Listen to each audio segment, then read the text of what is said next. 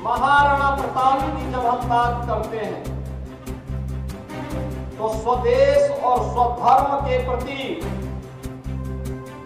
क्या समर्पण का भाव होना चाहिए, इसका उदाहरण मध्यकाल में महाराणा प्रताप के व्यक्तित्व से और उनके कृतित्व से हमें प्राप्त होता है। याद करिए, तनिक स्वार्थ के लिए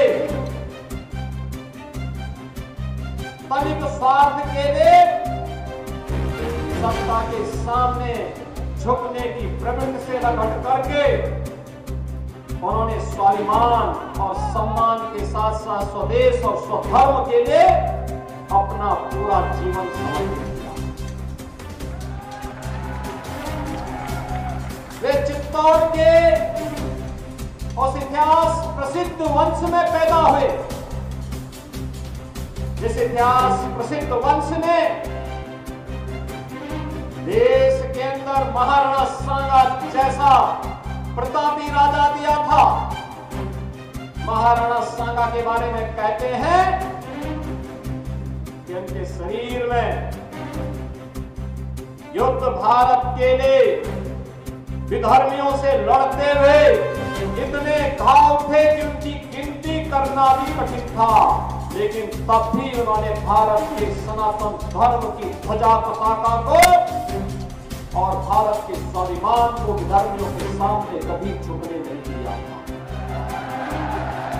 महाराणा सांगा के समय में भारत का इतिहास बताता है, भारत की सीमाएं ईरान तक पहुंच गई।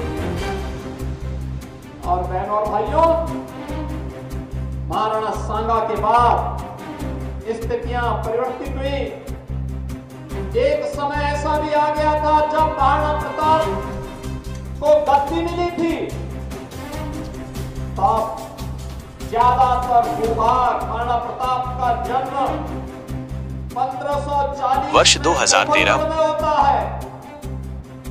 चित्तौड़गढ़ का मुख्य भूभाग से उन्हें हटना पड़ा था, उनके पहले से ही उनको उससे संबंध समाप्त हो चुका था। लेकिन मात्र 28 वर्ष की उम्र में पहला युद्ध उनको लड़ना पड़ा। पहला युद्ध 28 वर्ष की उम्र में हुआ भी अकबर जैसे विशाल साम्राज्य के सामने वो युद्ध लड़ रहे थे।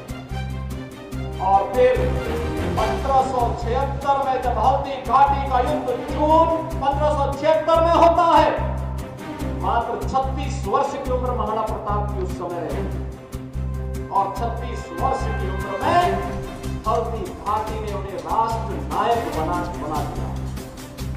याद करिए,